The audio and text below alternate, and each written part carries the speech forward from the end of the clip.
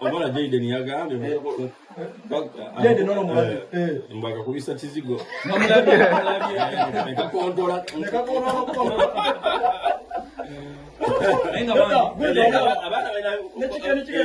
abana balina experience mu sapuli yagamba akanyereka mutalira alikuwa kusanga uli mutahiri abana balina kijejo mwalo okujje wange nze nzali nawe mutwala nzali nenjo ene baba ina wantwala ampite nja kwepakira oba swana okwepa adawa abatakwasiza kuwasa awaba kuwasiza muwasa ngo kiranga nozegete nze wanabiro nja mugamba ndi transport anaona mugabe ero mwaza wepakidde echo